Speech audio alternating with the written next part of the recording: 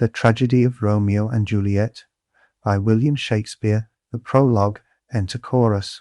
Chorus. 2 households, both alike in dignity, in fair Verona, where we lay our scene, from ancient grudge break to new mutiny, where civil blood makes civil hands unclean. From forth the fatal loins of these 2 foes, a pair of star-crossed lovers take their life, whose misadventured, piteous overthrows doth with their death bury their parents' strife. The fearful passage of their death-marked love, and the continuance of their parents' rage, which but their children's end naught could remove, is now the 2 hours' traffic of our stage, the which, if you with patient ears attend, miss, our toil shall strive to mend. Exit. Act I. Scene I. A public place. Enter Samson and Gregory, armed with swords and bucklers. Samson. John. Gregory, on my word, will not carry coals. Gregory. No, for then we should be colliers. Samson. I mean, if we be in collar, we'll draw. Gregory. Aye, while you live, draw your neck out on the collar. Samson. I strike quickly, being moved. Gregory. She. But thou art not quickly moved to strike. Samson. A dog of the house of Montague moves me. Gregory. To move is to stir, and to be valiant is to stand. Therefore, if thou art moved, thou run'st away. Samson. A dog of that house shall move me to stand. I will take the wall of any man or maid of Montagues.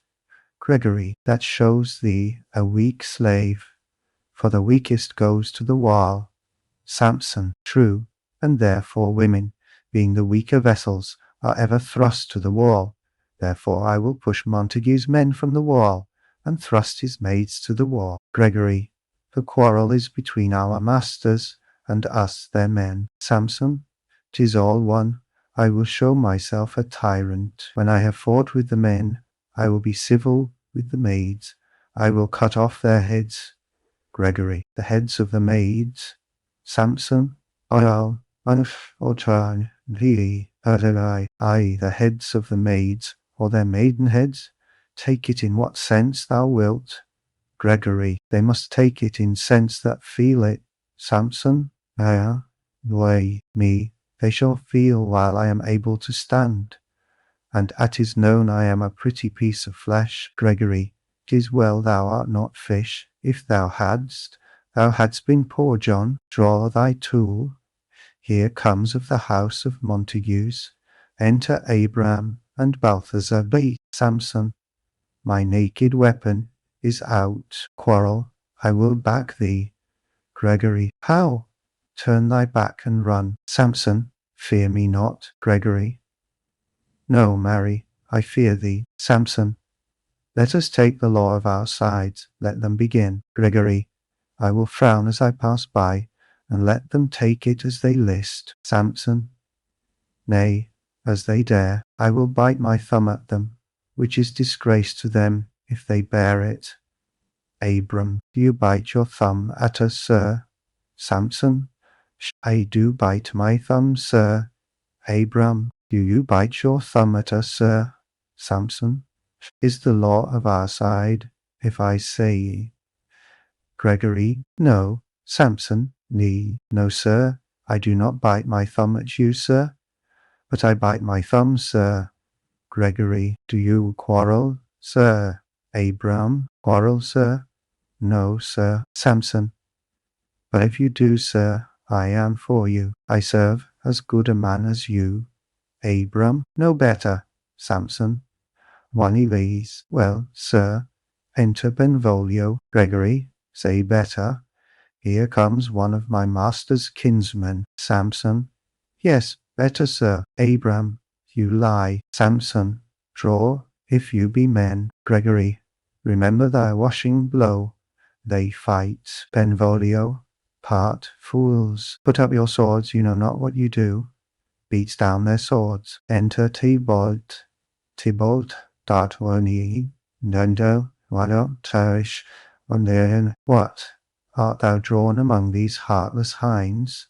Turn thee, Benvolio, look upon thy death. Benvolio, I do but keep the peace. Put up thy sword, or manage it to part these men with me. Diebold, what drawn and talk of peace? I hate the word, as I hate hell. All Montagues and thee have at thee, coward. They fight. Enter 3 or 4 citizens with clubs. First citizen, clubs, bills, and partisans. Strike, beat them down. Down with the Capulets, down with the Montagues. Enter Capulet in his gown, and Lady Capulet. Capulet d'Autrier, what noise is this? Give me my long sword, ho! Lady Capulet, a crutch, a crutch. Why call you for a sword? Capulet, die, you, my sword, I say. Old Montague is come, and flourishes his blade in spite of me. Enter Montague, and his lady Montague. Montague, thou villain Capulet, hold me not, let me go. Lady Montague, thou shalt not stir 1 foot to seek a foe. Enter Prince Escalus with attendants. Prince Twitch, rebellious subjects, enemies to peace, profaners of this neighbour-stained steel, will they not hear? What ho, you men, you beasts, that quench the fire of your pernicious rage, with purple fountains issuing from your veins, on pain of torture, from those bloody hands throw your mistempered weapons to the ground, and hear the sentence of your moved prince. 3 civil brawls, read of an airy word, by the old Capulet and Montague, have thrice disturbed the quiet of our streets, and made Verona's ancient citizens cast by their grave beseeming ornaments, to wield old partisans in hands as old, cankered with peace, to part your cankered hate. If ever you disturb our streets again, your lives shall pay the forfeit of the peace, for this time all the rest depart away. You, Capulet, shall go along with me, and Montague, come you this afternoon, to know our farther pleasure in this case, to old Freetown, our common judgment place. Once more, on pain of death, all men depart. Exeunt prince and attendants, Capulet, Lady Capulet, Tybalt, citizens and servants. Montague, die, who set this ancient quarrel new abroach.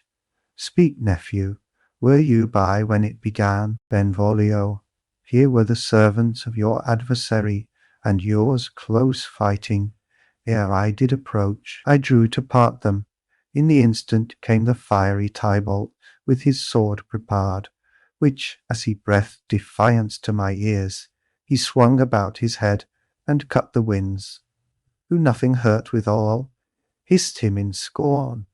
While we were interchanging thrusts and blows, came more and more, and fought on part and part, till the prince came, who parted either part. Lady Montague, oh, where is Romeo?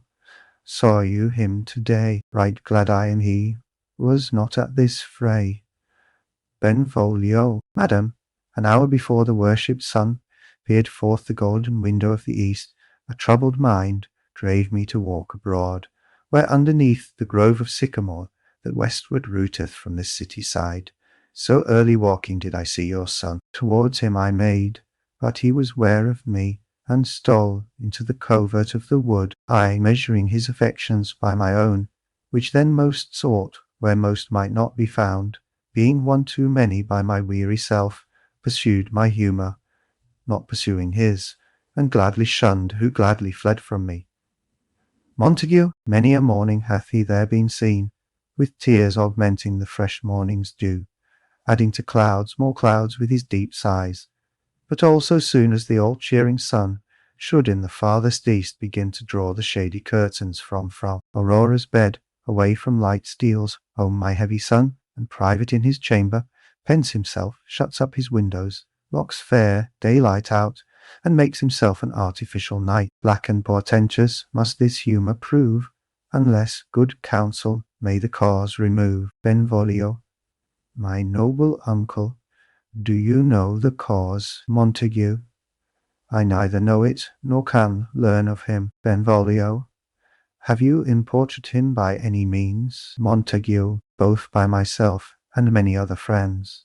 But he, his own affection's counsellor, is to himselfy, will not say how true, but to himself so secret and so close, so far from sounding and discovery, as is the bud bit with an envious worm, ere he can spread it, his sweet leaves to the air, or dedicate his beauty to the sun. Could we but learn from whence his sorrows grow, we would as willingly give cure as know. Enter Romeo, Benvolio. See where he comes, so please you step aside. I'll know his grievance, or be much denied. Montague, I would thou wert so happy by thy stay to hear true shrift.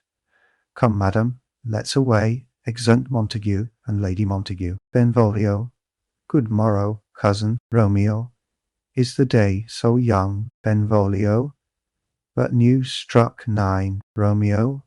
Ay me, sad hours seem long. Was that my father that went hence so fast?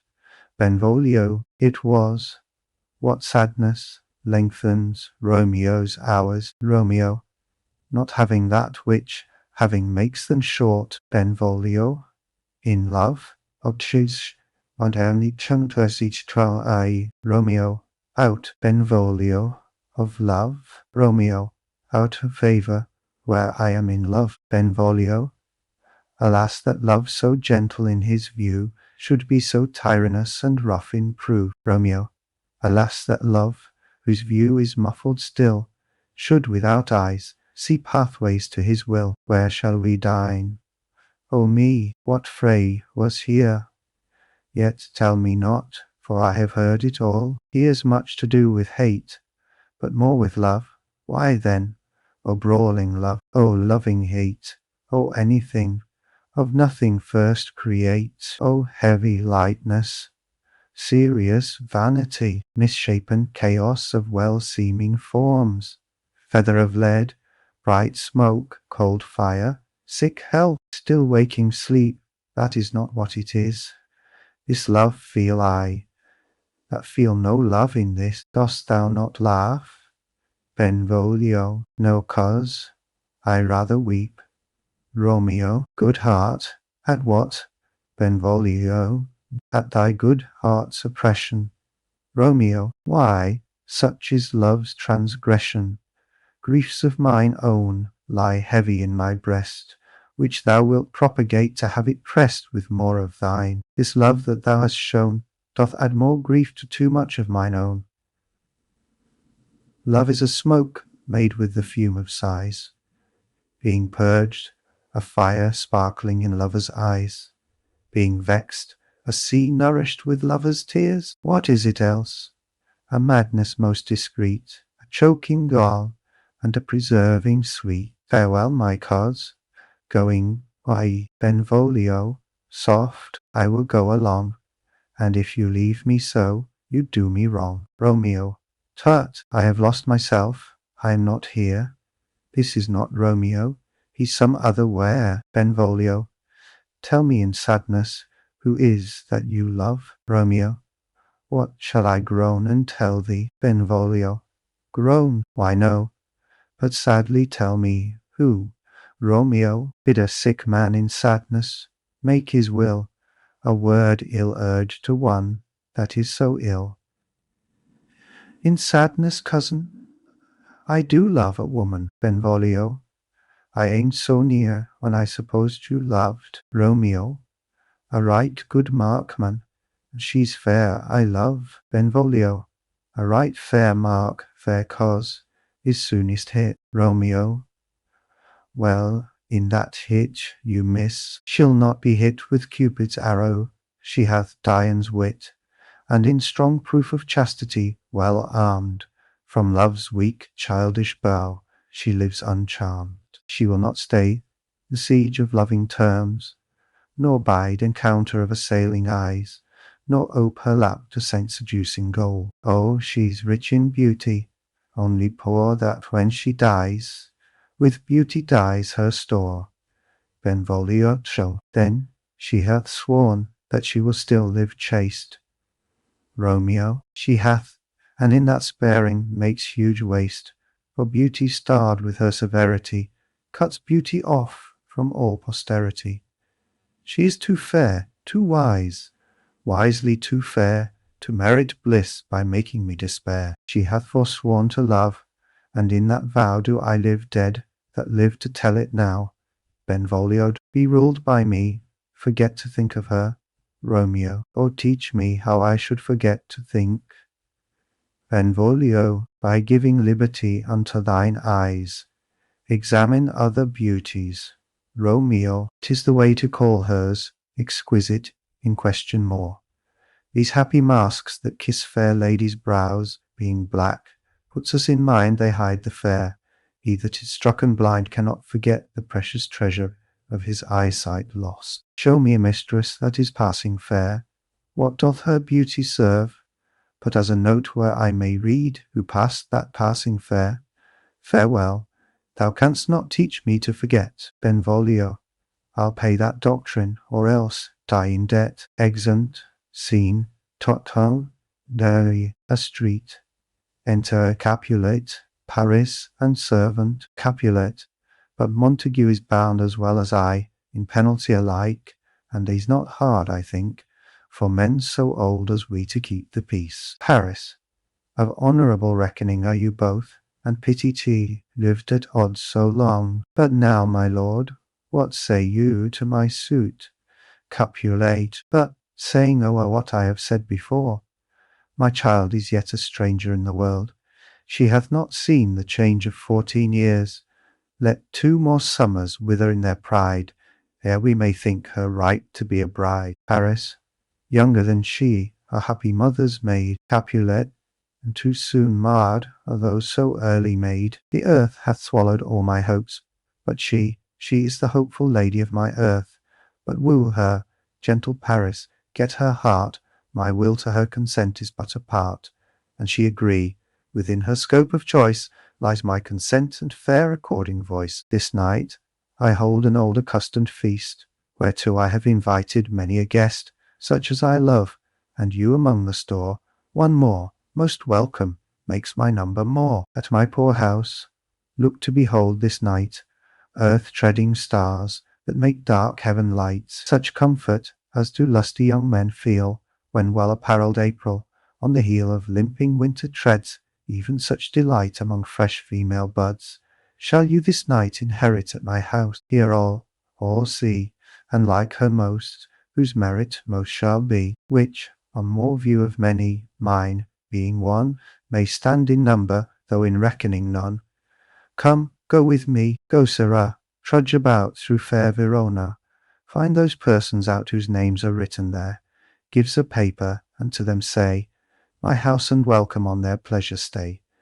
Exeunt Capulet and Paris. Servant, find them out whose names are written here. It is written that the shoemaker should meddle with his yard, and the tailor with his last, the fisher with his pencil, and the painter with his nets. But I am sent to find those persons whose names are here writ, and can never find what names the writing person hath here writ. I must to the learned. In good time, enter Benvolio and Romeo. Benvolio, tut man, one fire burns out another's burning, one pain is lessened by another's anguish. Turn giddy, and behold by backward turning, one desperate grief cures with another's languish. Take thou some new infection to thy eye, and the rank poison of the old will die. Romeo, your plantain leaf is excellent for that. Benvolio, for what, I pray thee? Romeo, for your broken shin. Benvolio, to'au, shiti clown, so come you. Why, Romeo, art thou mad? Romeo, not mad, but bound more than a madman is, shut up in prison, kept without my food, whipped and tormented, and God day, good fellow, servant, God guy, golden, I pray, sir, can you read, Romeo? I, mine own fortune, in my misery. Servant, perhaps you have learned it without book. But I pray, can you read anything you see? Romeo, I, if I know the letters and the language. Servant, ye say honestly, rest you merry. Romeo, stay fellow, I can read. He reads the letter. Signor Martino and his wife and daughters, County Anselmo and his beauteous sisters. the lady widow of Vitruvio, Signor Percentio and his lovely nieces, Mercutio and his brother Valentine, mine uncle Capulet, his wife and daughters, my fair niece Rosaline and Livia, Signor Valentio and his cousin Tybalt, Lucio and the lively Helena, a fair assembly, gives back the paper, whither should they come? Servant, up, pa, Romeo, whither to supper? Servant, to our house, Romeo. Whose house? Servant, my master's, Romeo. Indeed, I should have asked you that before. Servant, now I'll tell you, without asking. My master is the great rich Capulet, and if you be not of the house of Montagues, I pray come and crush a cup of wine. Rest you merry. Exit.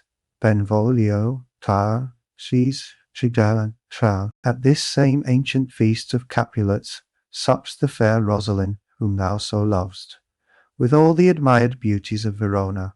Go thither, and with unattainted eye compare her face with some that I shall show, and I will make thee think thy swan a crow. Romeo, when the devout religion of mine eye maintains such falsehood, then turn tears to fire, and these who often drowned could never die transparent heretics, be burnt for liars. One fairer than my love, the all-seeing sun, never saw her match since first the world begun. Benvolio, tut, you saw her fair, none else being by, herself poised with herself in either eye. But in that crystal scales that there be weighed your lady's love against some other maid, that I will show you shining at this feast, and she shall scant show well that now shows best. I'll go along, no such sight to be shown, but to rejoice in splendour of my own. Exeunt. Scene the third. Room in Capulet's house. Enter Lady Capulet and nurse. Lady Capulet, ton. Nurse, where's my daughter? Call her forth to me. Nurse, now, by my maidenhead, at 12-year-old, I bade her come. What lamb? What ladybird? God forbid. Where's this girl? What Juliet? Enter Juliet. Juliet, how now? Who calls? Nurse, your mother? You? Why, Juliet, madam, I am here. What is your will? Lady Capulet, this is the matter. Nurse, give leave a while. We must talk in secret. Nurse, come back again. I have remembered me. Thou's hear our counsel. Thou knowest my daughter's of a pretty age. Nurse, faith, I can tell her age unto an hour. Lady Capulet, she's not 14. Nurse, I'll lay 14 of my teeth, and yet, to my teen be it spoken, I have but 4. She is not 14. How long is it now to Lammas tide? Lady Capulet, a fortnight and odd days. Nurse, even or odd of all days in the year. Come Lammas Eve, at night shall she be 14. Susan and she, God rest all Christian souls, were of an age. Well, Susan is with God, she was too good for me. But as I said, on Lammas Eve at night shall she be 14. That shall she marry. I remember it well. It is since the earthquake now 11 years, and she was weaned I never shall forget it, of all the days of the year. Upon that day, for I had then laid wormwood to my dug, sitting in the sun under the dove-house wall. My lord and you were then at Mantua. Nay, I do bear a brain. But as I said, when it did taste the wormwood on the nipple of my dug, and felt it bitter, pretty fool to see it tetchy, and fall out with the dug. Shake, quoth the dove-house, 'twas no need, I trow, to bid me trudge. And since that time it is 11 years, for then she could stand alone. Nay, by thrud she could have run and waddled all about, for even the day before she broke her brow. And then my husband, God be with his soul, I was a merry man, took up the child. Yea, quoth he, dost thou fall upon thy face? Thou wilt fall backward when thou hast more wit, wilt thou not, Jule? And by my holidame, the pretty wretch left crying, and said, to see now how a jest shall come about, I warrant, and I should live 1,000 years, I never should forget it. Wilt thou not, Jewel? Quoth he, and, pretty fool, it stinted, and said, Lady Capulet, enough of this, I pray thee hold thy peace. Nurse. Yes, madam, yet I cannot choose but laugh, to think it should leave crying, and say, and yet I warrant it had upon it brow a bump as big as a young cockerel's stone, a perilous knock, and it cried bitterly. Yea, quoth my husband, fall'st upon thy face, thou wilt fall backward when thou comest to age.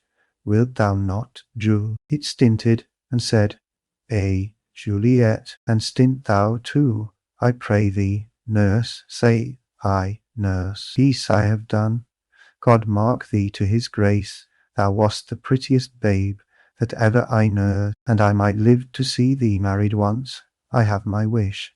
Lady Capulet, marry. That marry is the very theme I came to talk of.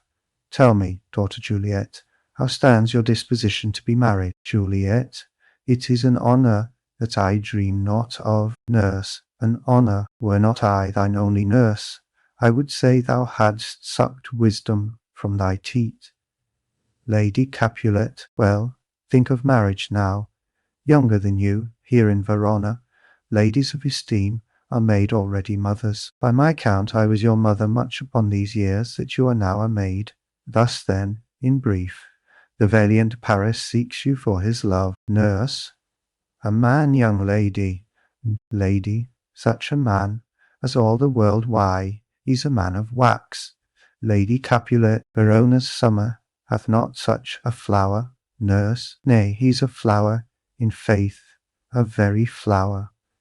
Lady Capulet, what say you? Can you love the gentleman? This night you shall behold him at our feast.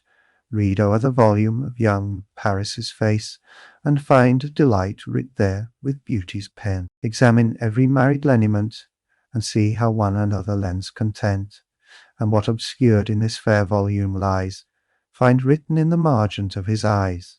This precious book of love, this unbound lover, to beautify him, only lacks a cover. The fish lives in the sea, and 'tis much pride for fair without the fair within to hide. That book in many's eyes doth share the glory, that in gold clasps locks in the golden story. So shall you share all that he doth possess, by having him, making yourself no less. Nurse, no less, nay bigger, women grow by men. Lady Capulet, speak briefly. Can you like of Paris's love? Juliet, I'll look to like, if looking liking move, but no more deep will I endart mine eye, than your consent gives strength to make it fly. Enter a servant. Servant, madam, the guests are come, supper served up you called, my young lady asked for, the nurse cursed in the pantry, and everything in extremity. I must hence to wait, I beseech you follow straight. Lady Capulet, we follow thee. Exit servant. Juliet, the county stays. Nurse, go girl, seek happy nights to happy days. Exeunt. Scene of force, a street. Enter Romeo, Mercutio, Benvolio, with 5 or 6 maskers, torch-bearers, and others. Romeo, what? Shall this speech be spoke for our excuse, or shall we on without apology? Benvolio, the date is out of such prolixity. We'll have no Cupid hoodwinked with a scarf, bearing a Tartar's painted bow of lath, scaring the ladies like a crow-keeper, nor no, without book prologue, faintly spoke after the prompter, for our entrance. But let them measure us by what they will. We'll measure them a measure, and be gone. Romeo, Romeo, give me a torch. I am not for this ambling. Being but heavy, I will bear the light. Mercutio, nay, gentle Romeo, we must have you dance. Romeo, not I. Believe me, you have dancing shoes, with nimble soles. I have a soul of lead, so stakes me to the ground, I cannot move. Mercutio, you are a lover, borrow Cupid's wings, and soar with them above a common bound. Romeo, I am too sore pierced with his shaft to soar with his light feathers, and so bound, I cannot bound a pitch above dull woe. Under love's heavy burden do I sink, Mercutio, and to sink in it should you burden love. Too great oppression for a tender thing. Romeo, is love a tender thing? It is too rough, too rude, too boisterous, and it pricks like thorn. Mercutio, if love be rough with you, be rough with love. Prick love for pricking, and you beat love down. Give me a case to put my visage in, putting on a mask, a visor for a visor. What care I, what curious eye doth quote deformities? Here are the beetle brows shall blush for me. Benvolio, come, knock and enter, and no sooner in but every man betake him to his legs. Romeo, a torch for me. Let wantons light of heart tickle the senseless rushes with their heels, for I am proverbed with the grandsire phrase, I'll be a candle holder and look on. The game was never so fair, and I am done. Mercutio. Tut, done's the mouse, the constable's own word.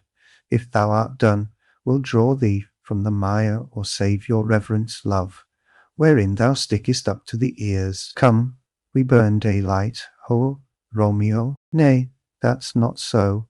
Mercutio, I mean, sir, in delay, we waste our lights in vain. Light lights by day. Take our good meaning, for our judgment sits 5 times in that air, once in our 5 wits. Romeo, and we mean well in going to this mask, but 'tis no wit to go. Mercutio. Why, may one ask? Romeo. I dreamt a dream tonight. Mercutio. And so did I. Romeo. Well, what was yours? Mercutio. That dreamers often lie. Romeo. In bed asleep, while they do dream things true. Mercutio. Oh then, I see Queen Mab hath been with you. She is the fairies' midwife, and she comes in shape no bigger than an agate stone on the forefinger of an alderman, drawn with a team of little atomies over men's noses as they lie asleep. Her wagon spokes made of long spinner legs, the cover of organ of the wings of grasshoppers, her traces of the smallest spider's web, the collars of the moonshine's watery beams, a whip of cricket's bone, the lash of film, her wagoner, a small grey-coated gnat, not half so big as a round little worm pricked from the lazy finger of a maid. Dyed stow, proudly say, her chariot is an empty hazelnut, made by the joiner squirrel or old grub. Time out and mind the fairies' coachmakers, and in this state she gallops night by night through lovers' brains, and then they dream of love, o'er courtiers' knees, that dream on curtsies straight, o'er lawyers' fingers, who straight dream on fees, o'er ladies' lips, who straight on kisses dream, which oft the angry Mab with blisters plagues, because their breaths with sweetmeats tainted are. Sometimes she gallops o'er a courtier's nose, and then dreams he of smelling out a suit. And sometime comes she with a tithe pig's tail, tickling a parson's nose as a lies asleep. Then dreams he of another benefice. Sometimes she driveth o'er a soldier's neck, and then dreams he of cutting foreign throats, of breaches, ambuscados, Spanish blades of health's 5 fathom deep. And then anon drums in his ear, at which he starts and wakes, and being thus frighted, swears a prayer or two, and being thus frighted, swears a prayer or two, and sleeps again. How, wow, these 2 ants are so kindly urge, I osh, urge, sleep, we should believe, but this is that very Mab that plats the manes of horses in the night, and bakes the elf locks in foul sluttish hairs, which, once untangled, much misfortune bodes. This is the hag, when maids lie on their backs, that presses them, and learns them first to bear, making them women of good carriage. This is she. Romeo. Peace, peace, Mercutio, peace. Thou talk'st of nothing. Mercutio. True, I talk of dreams, which are the children of an idle brain, begot of nothing but vain fantasy, which is as thin of substance as the air, and more inconstant than the wind, who woos even now the frozen bosom of the north, and, being angered, puffs away from thence, turning his side to the dew-dropping south. Benvolio, this wind, you talk of, blows us from ourselves. Supper is done, and we shall come too late.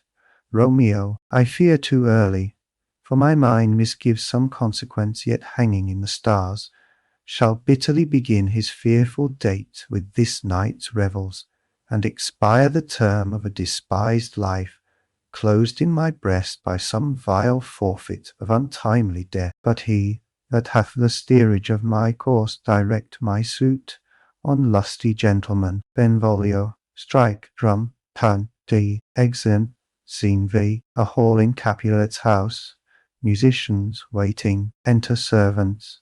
First servant wears pot pan, that he helps not to take away.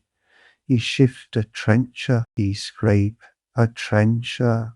Second servant, when good manners shall lie all in one or two men's hands, and they unwashed too, 'tis a foul thing. First servant, away with the join stools, remove the court cupboard, look to the plate. Good thou, save me a piece of marchpane, and as thou lovest me, let the porter let in Susan Grindstone and Nell. Antony, and pot pan. Second servant, aye, boy, ready. First servant, you are looked for and called for, asked for and sought for, in the great chamber. Second servant, we cannot be here and there too. Cheerly, boys, be brisk a while, and the longer liver take all. Exeunt. Enter Capulet, see, with the guests and gentlewomen to the maskers. Capulet, welcome, gentlemen. Ladies that have their toes unplagued with corns will have a bout with you. Ah, my mistresses, which of you all will now deny to dance? She that makes dainty, she I'll swear hath corns. Am I come near ye now? Welcome, gentlemen. I have seen the day that I have worn a visor, and could tell a whispering tale in a fair lady's ear, such as would please. 'Tis gone, 'tis gone, 'tis gone. You are welcome, gentlemen. Come, musicians, play. A hall, give room, and foot it, girls. Music plays, and they dance. More light, you knaves, and turn the tables up, and quench the fire. The room is grown too hot. Ah, sirrah, this unlooked-for sport comes well. Nay, sit, good cousin Capulet, for you and I are past our dancing days. How long is now since last yourself and I were in a mask? Capulet's cousin, by a lady, 30 years. Capulet, what, man? 'Tis not so much, 'tis not so much. 'Tis since the nuptial of Lucentio. Come Pentecost as quickly as it will, some 25 years, and then we masked. Capulet's cousin. 'Tis more, 'tis more. His son is elder, sir. His son is 30. Capulet, will you tell me that? His son was but a ward 2 years ago. Romeo, what lady is that, which doth enrich the hand of yonder knight? Servant, I know not, sir. Romeo, oh, she doth teach the torches to burn. Right, it seems she hangs upon the cheek of night, as a rich jewel in an Ethiop's ear. Beauty too rich for use, for earth too dear. So shows a snowy dove, trooping with crows, as yonder lady o'er her fellows shows. The measure done, I'll watch her place of stand, and touching hers, make blessed my rude hand. Did my heart love till now? Forswear its sight, for I never saw true beauty till this night. Tybalt, this by his voice should be a Montague. Fetch me my rapier, boy. What dares the slave come hither, covered with an antic face, to fleer and scorn at our solemnity? Now, by the stock and honour of my kin, to strike him dead, I hold it not a sin. Capulet, why how now, kinsman? Wherefore storm you so? Tybalt, uncle, this is a Montague, our foe, a villain that is hither come in spite, to scorn at our solemnity this night. Capulet, young Romeo is it? Tybalt, 'tis he, that villain Romeo. Capulet, content thee, gentle cause, let him alone. bears him like a portly gentleman. And to say truth, Verona brags of him to be a virtuous and well-governed youth. I would not, for the wealth of all the town here in my house, do him disparagement. Therefore, be patient. Take no note of him. It is my will, the which, if thou respect, show a fair presence, and put off these frowns, an ill-beseeming semblance for a feast. Tybalt, it fits when such a villain is a guest. I'll not endure him. Capulet, he shall be endured. What, goodman boy, I say he shall. Go to. Am I the master here, or you? Go to. You'll not endure him. God shall mend my soul. You'll make a mutiny among my guests. You will set cock-a-hoop. You'll be the man. Tybalt, why, uncle, 'tis a shame. Capulet, go to, go to. You are a saucy boy, is't so indeed? This trick may chance to scathe you. I know what, you must contrary me. Marry, 'tis time. Well, said my heart, you are a princox. Go, be quiet, or more light, more light. For shame, I'll make you quiet. What, cheerly, my heart's Tybalt, patience perforce, with wilful choler meeting, makes my flesh tremble in their different greeting. I will withdraw, but this intrusion shall, now seeming sweet, convert to bitter gall. Exit. Romeo, victory to Juliet. If I profane with my unworthiest hand this holy shrine, the gentle sin is this: my lips, two blushing pilgrims, ready stand to smooth that rough touch with a tender kiss. Juliet, good pilgrim, you do wrong your hand too much, which mannerly devotion shows in this. For saints have hands that pilgrims' hands do touch, and palm to palm is holy palmer's kiss. Romeo, have not saints lips, and holy palmers too? Juliet, ay, pilgrim, lips that they must use in prayer. Romeo, oh then, dear saint, let lips do what hands do. They pray, grant thou, lest faith turn to despair. Juliet, saints do not move, though grant for prayer's sake.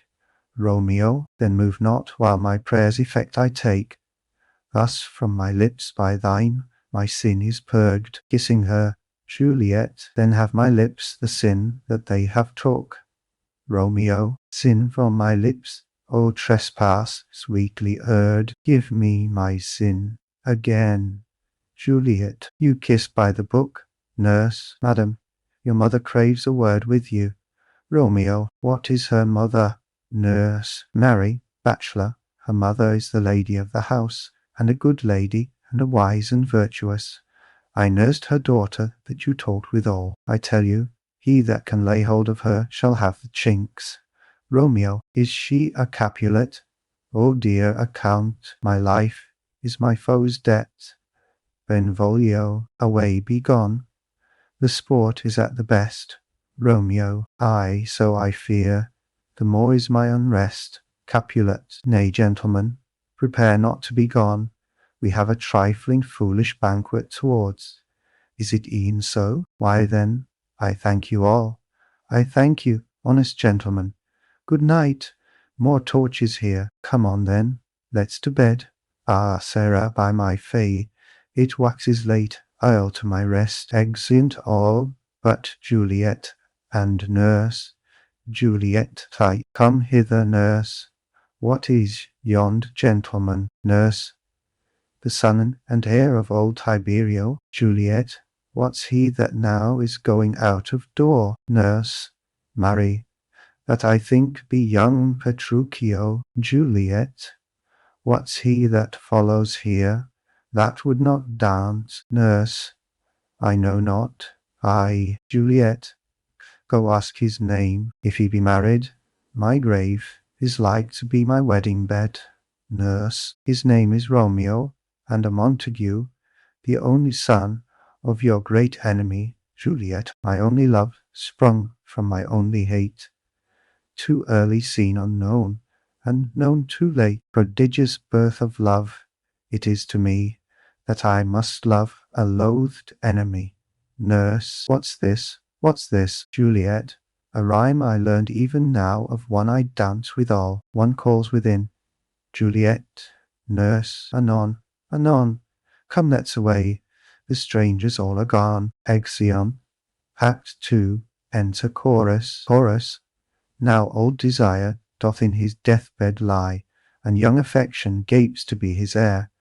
That fair for which love groaned for and would die, with tender Juliet matched is now not fair. Now Romeo is beloved, and loves again, alike bewitched by the charm of looks. But to his foe supposed he must complain, and she steal love's sweet bait from fearful hooks. Being held a foe, he may not have access to breathe such vows as lovers used to swear, and she as much in love, her means much less to meet her new beloved anywhere. But passion lends them power, time means to meet, tempering extremities with extremes sweet. Exit scene I. An open place adjoining Capulets garden. Enter Romeo. Romeo, can I go forward when my heart is here? Turn back, dull earth, and find thy centre out. He climbs the wall, and leaps down within it. Enter Benvolio and Mercutio. Benvolio. Romeo, my cousin Romeo. Romeo. Mercutio, he is wise, and on my life hath stolen him home to bed. Benvolio, he ran this way, and leaped this orchard wall. Good Mercutio. Mercutio, nay, I'll conjure too. Romeo. Humours, madman, passion, lover, appear thou in the likeness of a sigh. Speak but one rhyme, and I am satisfied. Cry but ah me, pronounce but love and dove. Speak to my gossip Venus one fair word, one nickname for her purblind son and heir, young Abraham Cupid, he that shot so trim when King Cophetua loved the beggar maid. He heareth not, he stirreth not, he moveth not. The ape is dead, and I must conjure him. I conjure thee by Rosalind's bright eyes, by her high forehead and her scarlet lip, by her fine foot, straight leg, and quivering thigh, and the demesnes that there adjacent lie, that in thy likeness thou appear to us. Benvolio. And if he hear thee, thou wilt anger him. Mercutio. This cannot anger him, would anger him to raise a spirit in his mistress' circle of some strange nature, letting it there stand till she had laid it, and conjured it down, that was some spite. My invocation is fair and honest, and, in his mistress' name, I conjure only but to raise up him. Benvolio. Come, he hath hid himself among these trees to be consorted with the humorous night. Blind is his love, and best befits the dark. Mercutio. If love be blind, love cannot hit the mark. Now will he sit under a medlar tree, and wish his mistress were that kind of fruit as maids call medlars when they laugh alone. O Romeo, that she were, oh that she were an open arse and thou a pulperine pear. Romeo, good night. I to my truckle bed. This field bed is too cold for me to sleep. Come, shall we go? Benvolio. Ah, Dio. Go then, for 'tis in vain to seek him here. That means not to be found. Exeunt. Scene. Capulets garden. Enter Romeo. Romeo. He jests at scars that never felt a wound. Juliet appears above at a window, but soft, what light through yonder window breaks? It is the east, and Juliet is the sun. Arise, fair sun, and kill the envious moon, who is already sick and pale with grief, that thou, her maid, art far more fair than she. Be not her maid, since she is envious. Her vestal livery is but sick and green, and none but fools do wear it. Cast it off. It is my lady. Oh, it is my love. Oh, that she knew she were. She speaks, yet she says nothing. What of that? Her eye discourses. I will answer it. I am too bold. 'Tis not to me she speaks. Two of the fairest stars in all the heaven, having some business, do entreat her eyes to twinkle in their spheres till they return.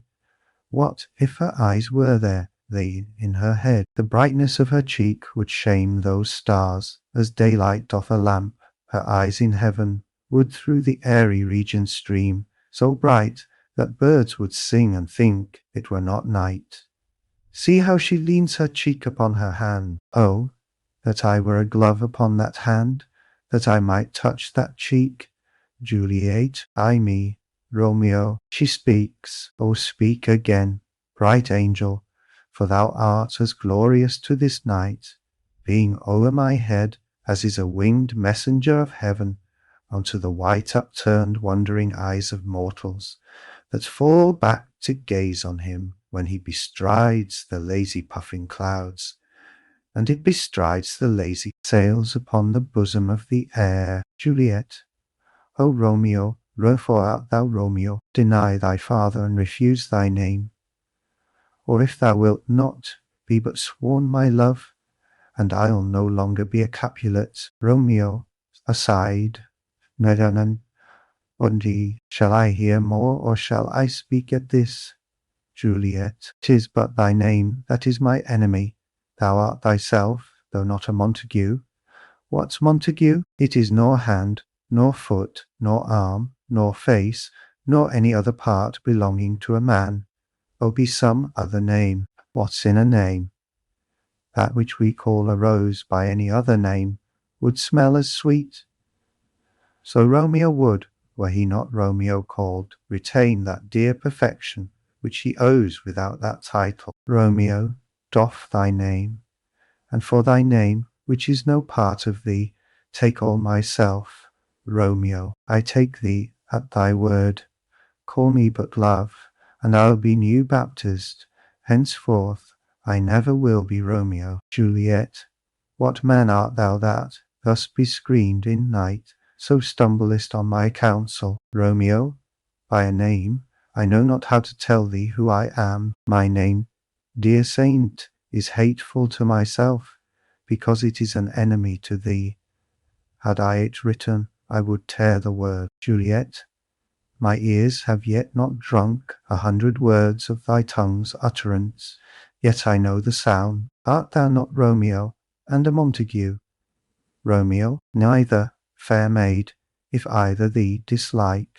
Juliet, how camest thou hither? Tell me, and wherefore? The orchard walls are high and hard to climb, and the place death, considering who thou art, if any of my kinsmen find thee here. Romeo, with love's light wings did I o'erperch these walls, for stony limits cannot hold love out, and what love can do, that dares love attempt? Therefore thy kinsmen are no stop to me. Juliet, if they do see thee, they will murder thee. Romeo, alack, there lies more peril in thine eye than 20 of their swords. Look thou but sweet, and I am proof against their enmity. Juliet, I would not for the world they saw thee here. Romeo, I have night's cloak to hide me from their eyes, and but thou love me, let them find me here. My life were better ended by their hate than death prorogued, wanting of thy love. Juliet, by whose direction foundst thou out this place? Romeo, by love that first did prompt me to inquire. He lent me counsel, and I lent him eyes. I am no pilot, yet wert thou as far as that vast shore washed with the farthest sea, I should adventure for such merchandise. Juliet, thou knowest the mask of night is on my face, else would a maiden blush bepaint my cheek, for that which thou hast heard me speak tonight. Fain would I dwell on form, fain deny what I have spoke. But farewell compliment. Dost thou love me? I know thou wilt say, Aye, and I will take thy word. Yet, if thou swearest, thou mayst prove false. At lovers' perjuries, they say Jove laughs. O gentle Romeo, if thou dost love, pronounce it faithfully. Or if thou thinkest I am too quickly won, I'll frown and be perverse, and say thee, nay, so thou wilt woo. But else, not for the world. In truth, fair Montague, I am too fond, and therefore thou mayst think my behaviour light. But trust me, gentlemen, I'll prove more true than those that have more cunning to be strange. I should have been more strange, I must confess, but that thou overheardst, ere I was ware, my true love passion. Therefore pardon me, and not impute this yielding to light love, which the dark night hath so discovered. Romeo, lady, by yonder blessed moon, I vow, that tips with silver all these fruit tree tops. Juliet, O swear not by the moon, inconstant moon, that monthly changes in her circled orb, lest that thy love prove likewise variable. Romeo, what shall I swear by? Juliet, do not swear at all, or if thou wilt, swear by thy gracious self, which is the god of my idolatry, and I'll believe thee. Romeo, if my heart, dear love, Juliet, well, do not swear, although I joy in thee. I have no joy of this contract tonight. It is too rash, too unadvised, too sudden, too like the lightning, which doth cease to be air. One can say, it lightens. Sweet good night. This bud of love, by summer's ripening breath, may prove a beauteous flower when next we meet. Good night, a sweet repose and rest come to thy heart, as that within my breast. Romeo, oh, wilt thou leave me so unsatisfied? Juliet, what satisfaction canst thou have tonight? Romeo, exchange of thy love's faithful vow for mine. Juliet, thought I gave thee mine before thou didst request it, and yet I would it were to give again. Romeo, wouldst thou withdraw it? For what purpose, love? Juliet, but to be frank and give it thee again. And yet I wish but for the thing I have. My bounty is as boundless as the sea, my love as deep. The more I give to thee, the more I have, for both are infinite. I hear some noise within. Dear love, adieu. Nurse calls within. Anon, good nurse, sweet Montague, be true. Stay but a little, I will come again. Exit. Romeo, O blessed, blessed night. I am afeard, being in night, all this is but a dream, too flattering sweet to be substantial. Enter Juliet above. Juliet, ta, 3 words, dear Romeo, and good night indeed. If that thy bent of love be honourable, thy purpose marriage, send me word to-morrow, by one that I'll procure to come to thee, where and what time thou wilt perform the rite, and all my fortunes at thy foot I'll lay and follow thee, my lord, throughout the world. Nurse, within. Madam, Juliet, I come anon. But if thou meanest not well, I do beseech thee, nurse, within. Madam, Juliet, by and by I come to cease thy strife, and leave me to my grief. Tomorrow will I send. Romeo, so thrive my soul, Juliet. 1,000 times good night. Exit. Romeo, I'll try. Dash, 1,000 times the worse, to want thy light. Love goes toward love, as schoolboys from their books, but love from love towards school with heavy look. Retiring slowly, re-enter Juliet above. Oh, child, Juliet, hist, Romeo, hist. Oh, for a falconer's voice to lure this tasseled gentle back again. Bondage is hoarse, and may not speak aloud, else would I tear the cave where echo lies, and make her airy tongue more hoarse than mine, with repetition of my Romeo's name. Romeo, it is my soul that calls upon my name. How silver sweet sound lovers' tongues by night, like softest music to attending ears. Juliet, Romeo, Romeo, my dear, Artash, Juliet. What o'clock tomorrow shall I send to thee, Romeo? By the hour of 9, Juliet. I will not fail. 'Tis 20 years till then. I have forgot why I did call thee back. Romeo, let me stand here till thou remember it. Juliet, I shall forget to have thee still stand there, remembering how I love thy company. Romeo, and I'll still stay to have thee still forget, forgetting any other home but this. Juliet, 'tis almost morning. I would have thee gone, and yet no farther than a wanton's bird that lets it hop a little from her hand, like a poor prisoner in his twisted gyves, and with a silk thread plucks it back again, so loving jealous of his liberty. Romeo, I would I would be Juliet, sweet, so would I, yet I should kill thee with much cherishing. Good night, good night. Parting is such sweet sorrow that I shall say good night till it be morrow. Exit. Romeo, sleep dwell upon thine eyes, peace in thy breast. Would I were sleep and peace, so sweet to rest. Hence will I to my ghostly sire's cell his help to crave, and my dear hap to tell. Exit. Scene to iterate. Friar Lawrence's cell.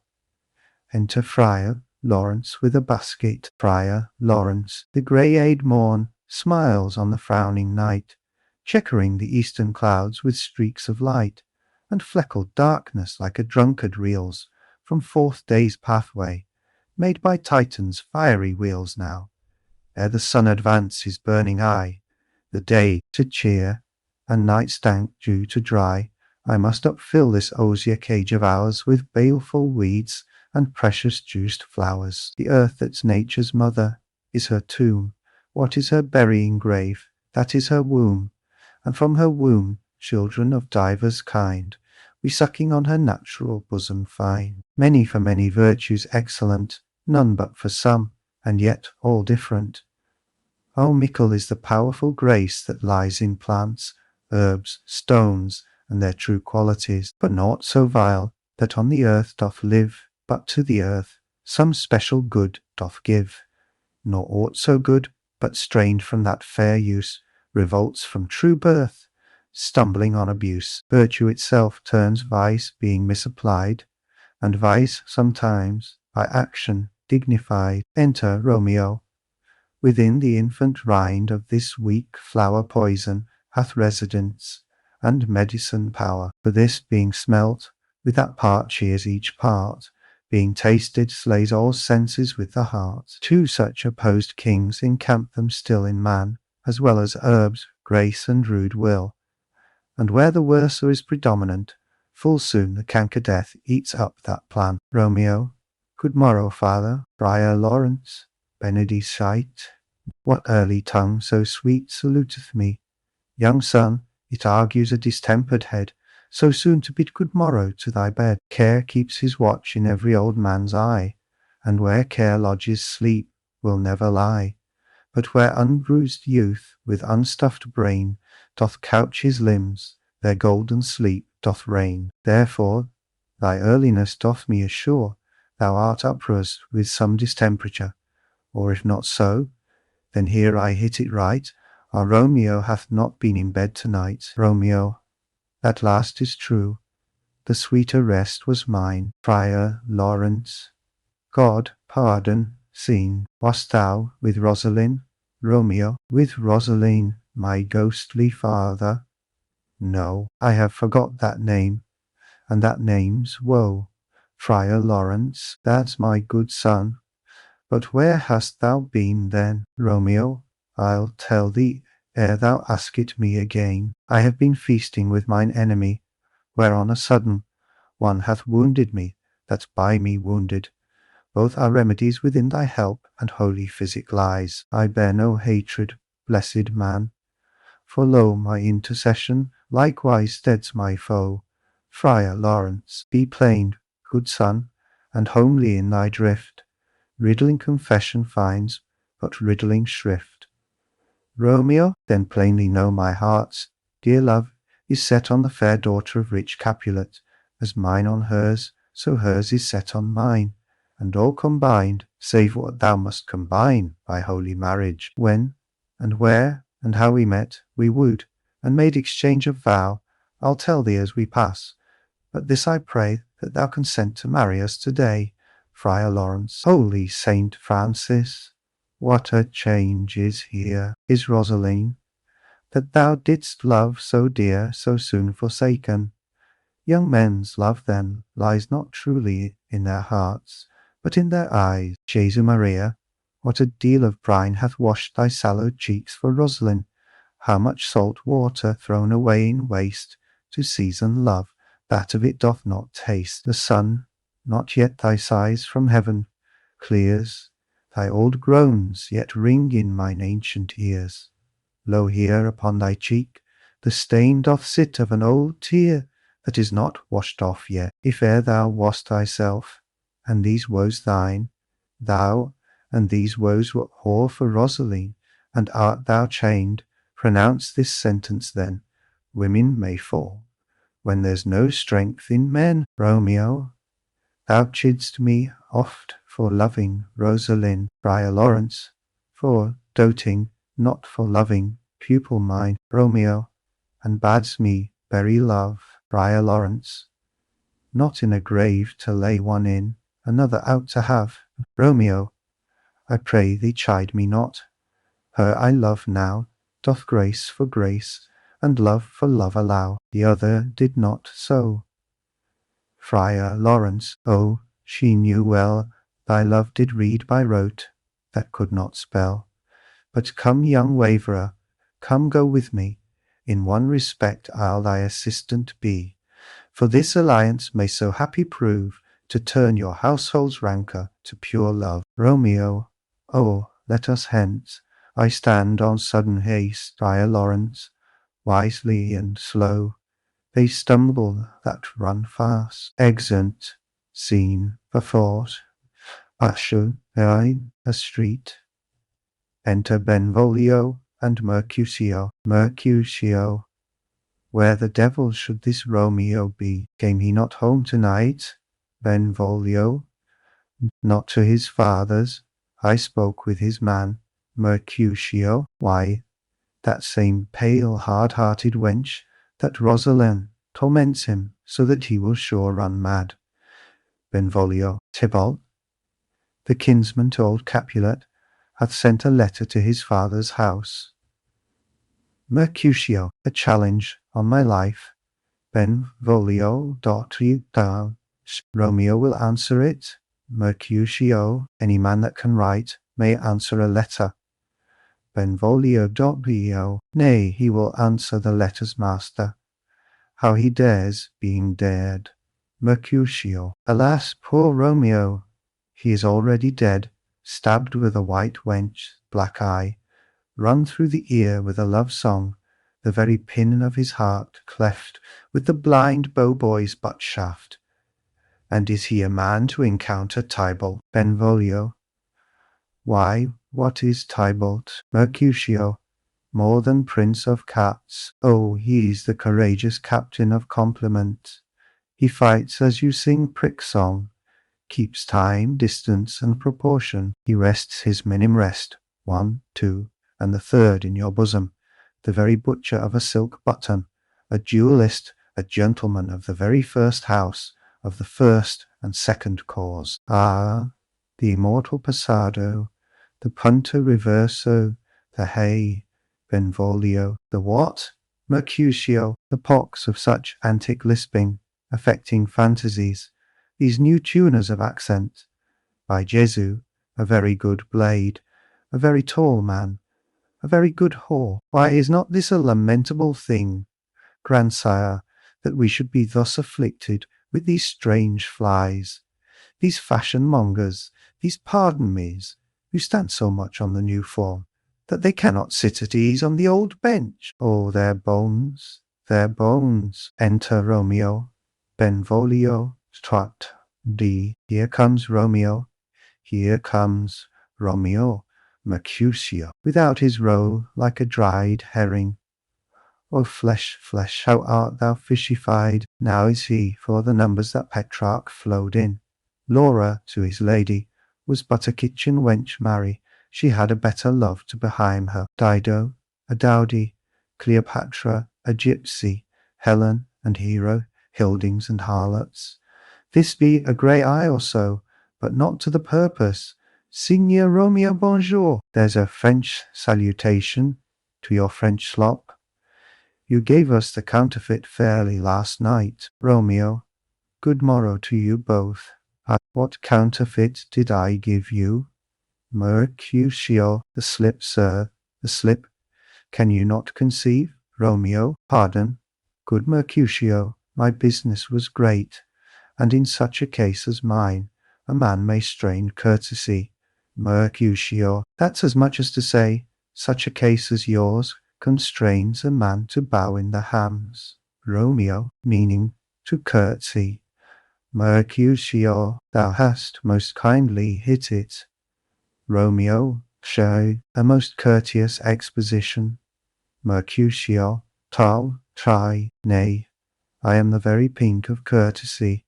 Romeo, pink for flower. Mercutio, tie to you, right. Romeo, why then is my pump well flowered. Mercutio, sure wit, follow me this jest now, till thou hast worn out thy pump, that when the single soul of it is worn, the jest may remain after the wearing.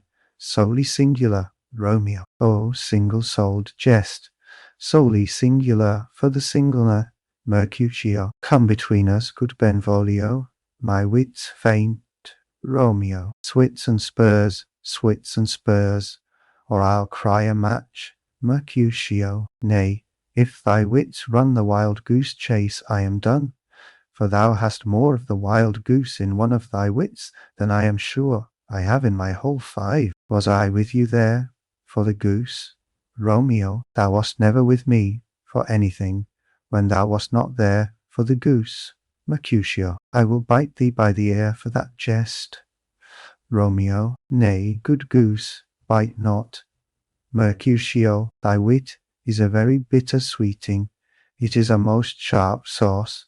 Romeo, and is it not then well served in to a sweet goose? Mercutio, oh here's a wit of Cheveril, that stretches from an inch narrow to an ell broad. Romeo, I stretch it out for that word broad, which added to the goose, proves thee far and wide a broad goose. Mercutio, why is not this better now than groaning for love?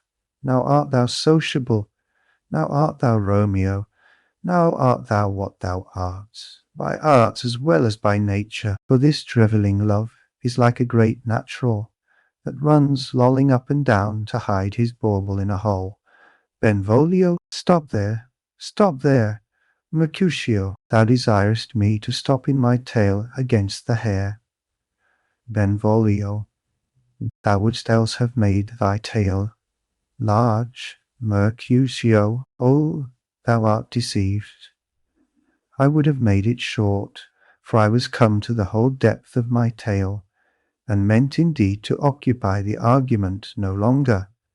Enter nurse and Peter. Romeo, here's goodly gear, a sail, a sail.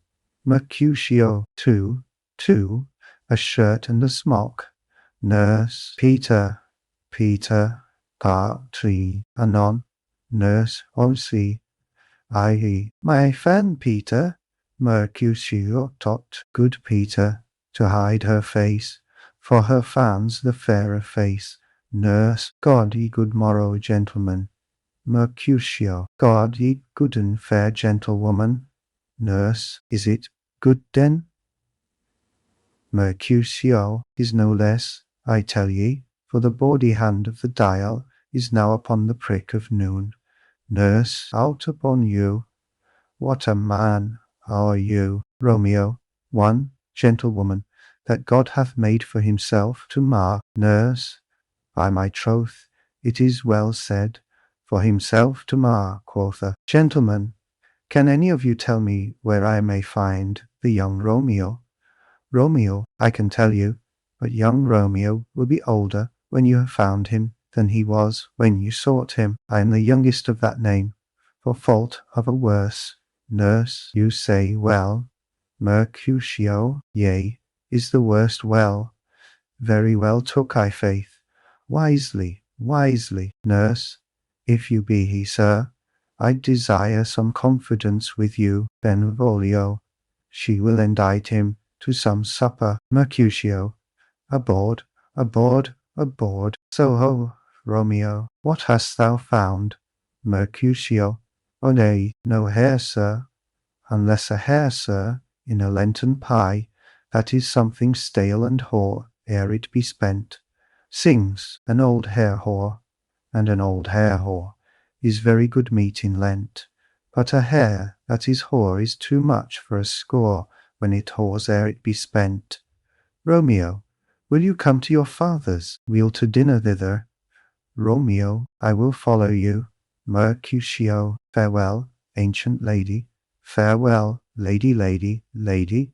Exeunt Mercutio and Benvolio. Nurse, I pray you, sir, what saucy merchant was this, that was so full of his ropery? Romeo, a gentleman. Nurse, that loves to hear himself talk, and will speak more in a minute than he will stand to in a month. Nurse, and to speak anything against me, I'll take him down, and a well lustier than he is, and 20 such jacks, and if I cannot, I'll find those that shall. Scurvy knave, I am none of his flirt gills, I am none of his skeins mates, and thou must stand by too, and suffer every knave to use me at his pleasure. Peter, I saw no man use you at his pleasure. If I had, my weapon should quickly have been out. I warrant you, I dare draw as soon as another man, if I see occasion in a good quarrel, and the law on my side. Nurse, now, afore God, I am so vexed that every part about me quivers. Scurvy knave, pray you, sir, a word, and as I told you, my young lady bid me inquire you out. What she bade me say, I will keep to myself. But first let me tell ye, if ye should lead her in a fool's paradise, as they say, it were a very gross kind of behaviour, as they say, for the gentlewoman is young, and therefore if you should deal double with her, truly it were an ill thing to be offered to any gentlewoman, and very weak dealing. Romeo, nurse, commend me to thy lady and mistress. I protest unto thee, nurse, good heart, and I faith I will tell her as much. Lord, Lord, she will be a joyful. Romeo, what wilt thou tell her, nurse? Thou dost not mark me. Nurse, I will tell her, sir, that you do protest, which, as I take it, is a gentlemanlike offer. Romeo, bid her devise some means to come to Shrift this afternoon, and there she shall at Friar Lawrence shall be shrived and married. Here is for thy pains. Nurse, no, truly, sir, not a penny. Romeo, go to, I say you shall. Nurse, this afternoon, sir? Well, she shall be there. Romeo, and stay, good nurse, behind the abbey wall. Within this hour my man shall be with thee, and bring thee cords made like a tackled stair, which to the high top gallant of my joy must be my convoy in the secret night. Farewell, be trusty, and I'll quit thy pains. Farewell, commend me to thy mistress. Nurse, now, God in heaven bless thee. Hark you, sir. Romeo, what say'st thou, my dear nurse? Nurse, is your man secret? Did you never hear say, two may keep counsel, putting one away? Romeo, I warrant thee, my man's as true as steel. Nurse, well, sir, my mistress is the sweetest lady. Lord, Lord, when 'twas a little prating thing, oh, there is a nobleman in town, one Paris, that would fain lay knife aboard, but she, good soul, had as lief see a toad, a very toad, as see him. I anger her sometimes, and tell her that Paris is the properer man, but I'll warrant you, when I say so, she looks as pale as any clout in the versal world. Doth not Rosemary and Romeo begin both with a letter? Romeo, aye, nurse, what of that? Both with an R, nurse. Ah, Mocker, that's the dog's name. R is for Theno, I know it begins with some other letter, and she hath the prettiest sententious of it, of you and Rosemary, that it would do you good to hear it. Romeo, commend me to thy lady. Nurse, aye, 1,000 times. Peter, exit Romeo. Peter, anon doctori. Nurse, before and apace. Exeunt, scene V. Capulets garden. Enter Juliet. Juliet. The clock struck 9. when I did send the nurse. In half an hour she promised to return. Perchance she cannot meet him. That's not so. Oh, she is lame.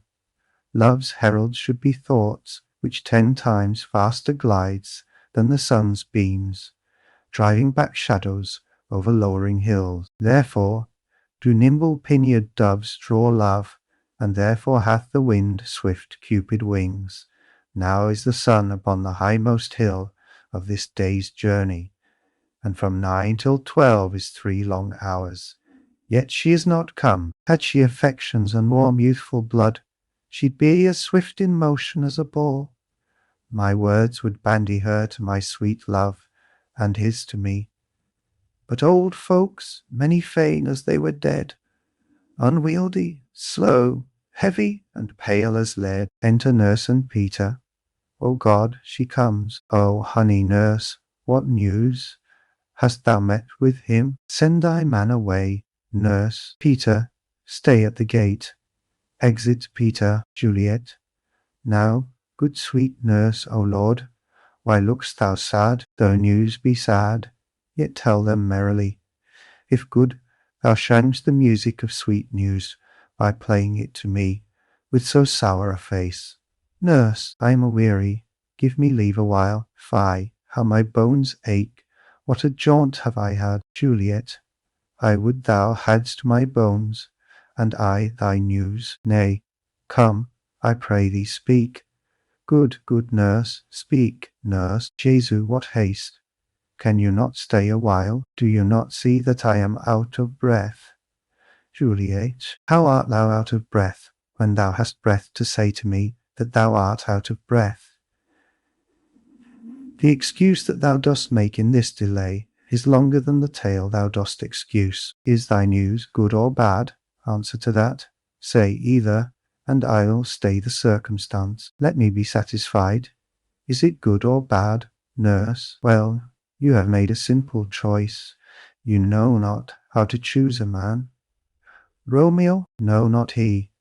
Though his face be better than any man's, yet his leg excels all men's. And for a hand and a foot and a body, though they be not to be talked on, yet they are past compare. He is not the flower of courtesy, but I'll warrant him as gentle as a lamb. Go thy ways, wench, serve God. What? Have you dined at home? Juliet? No, no. But all this did I know before. What says he of our marriage? What of that, nurse? Lord, how my head aches. What a head have I! It beats as it would fall in 20 pieces. My back or to other side. Oh, my back, my back. Beshrew your heart for sending me about to catch my death with jauncing up and down. Juliet, I faith, I am sorry that thou art not well. Sweet, sweet, sweet nurse, tell me, what says my love? Nurse, your love says like an honest gentleman, and a courteous, and a kind, and a handsome, and I warrant a virtuous. Where is your mother? Juliet, where is my mother? Why, she is within. Where should she be? How oddly thou repliest. Your love says, like an honest gentleman. Where is your mother? Nurse, O God's lady dear, are you so hot? Marry, come up, I trow. Is this the poultice for my aching bones? Henceforward, do your messages yourself. Juliet, here's such a coil. Come, what says Romeo? Nurse, have you got leave to go to shrift today? Juliet, I have. Nurse, then hie you hence to Friar Lawrence's cell. There stays a husband to make you a wife. Now comes the wanton blood up in your cheeks. They'll be in scarlet straight at any news. Hie you to church. I must another way, to fetch a ladder, by the which your love must climb a bird's nest soon when it is dark. I am the drudge, and toil in your delight, but you shall bear the burden soon at night. Go, I'll to dinner. Hie you to the cell. Juliet, Juliet, hie to high fortune. Honest nurse, farewell. Exeunt. Scene, Vixty, Friar Lawrence's cell. Enter Friar Lawrence and Romeo. Friar Lawrence, So smile the heavens upon this holy act, that after hours with sorrow chide us not, Romeo. Amen, amen. But come what sorrow can, it cannot countervail the exchange of joy that one short minute gives me in her sight. Do thou but close our hands with holy words, then love devouring death do what he dare. It is enough I may but call her mine. Friar Lawrence, these violent delights have violent ends, and in their triumph die, like fire and powder, which, as they kiss, consume. The sweetest honey is loathsome in his own deliciousness, and in the taste confounds the appetite. Therefore, love moderately, long love doth so, too swift arrives as tardy as too slow. Enter Juliet. Here comes the lady. Oh, so light a foot will never wear out the everlasting flint. A lover may bestride the gossamers that idles in the wanton summer air, and yet not fall. So light is vanity. Juliet. Good even to my ghostly confessor, Friar Lawrence. Romeo shall thank thee, daughter, for us both. Juliet. As much to him, else is his thanks too much. Romeo. Ah, Juliet, if the measure of thy joy be heaped like mine, and that thy skill be more to blazon it, then sweeten with thy breath this neighbour air, and let rich muse's tongue unfold the imagined happiness that both receive in either by this dear encounter. Juliet. Conceit more rich in matter than in words, brags of his substance, not of ornaments. They are but beggars that can count their worth. But my true love is grown to such excess, I cannot sum up some of half my wealth. Friar Lawrence. Come with me, and we will make short work, for by your leaves you shall not stay alone till Holy Church incorporate two in one. Exeunt. Act 3. Scene, a public place. Enter Mercutio, Benvolio, page, and servants. Benvolio. I pray thee, good Mercutio, let's retire. The day is hot, the Capulets abroad, and if we meet, we shall not scape a brawl. For now these hot days is the mad blood stirring. Mercutio. Thou art like one of these fellows that, when he enters the confines of a tavern, claps me his sword upon the table, and says, God send me no need of thee, and, by the operation of the second cup, draws him on the draw, when indeed there is no need. Benvolio. Am I like such a fellow? Mercutio. Come. Thou art as hot a jack in thy mood as any in Italy, and as soon moved to be moody, and as soon moody to be moved. Benvolio. And what too? Mercutio. Ay, nay, and there were two such.